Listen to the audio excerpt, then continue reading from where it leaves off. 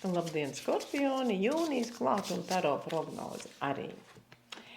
Skorpioni šajā mēnesī tiešām būs pašpārliecināti, apburoši, lieliski, maģiski. Tas nozīmē, ka jūsu pašu rokās un tikai jūsu rokās ir spēks, enerģija, vēlme virzīties, darīt, ietekmēt lietas, kontrolēt lietas, uzstāties, parādīt sevi, pieteikt sevi kā spējīgu, aktīvu, atraktīvu, izdarīgu. Manuprāt, tāda reklāma, tā kā reklāmas rullītes gāja šī te kārtas stāsts, tā kā šajā mēnesī Skorpioni būs neparasti aktīvi pēc manām domām un prasmīgi, ar prasmi parādīt sevi dažādās jomās, ļoti izdarīgi un kustīgi. Skatāmies, ko darbs, vai darbs arī kaut ko tādu izmantos. Jā.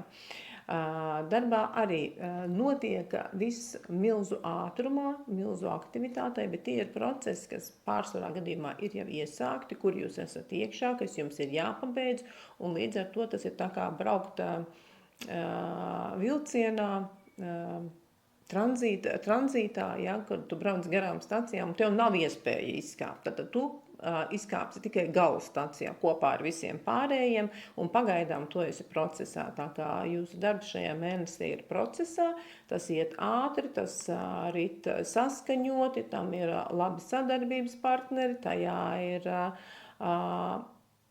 laba metode.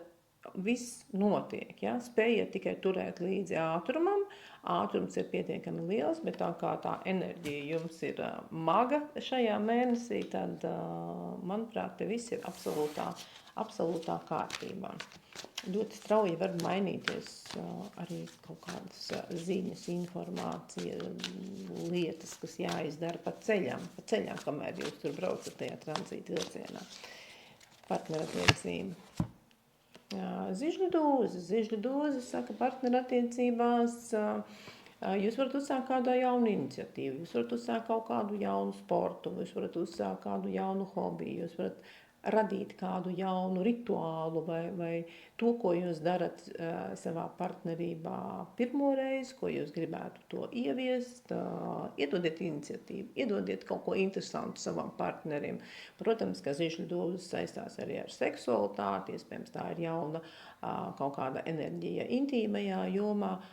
Tas viss der, tas viss ir garšīgi, tas viss ir jūnijam un vasaras sākumam pilnīgi noteikti.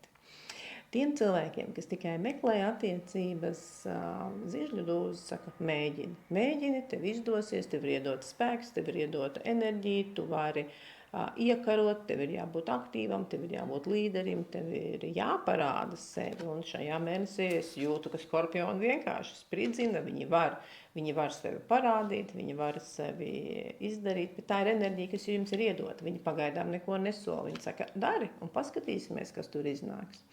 Paskatīsimies, kas tur iznāks jūlijā, tad atkal uz tikšanos.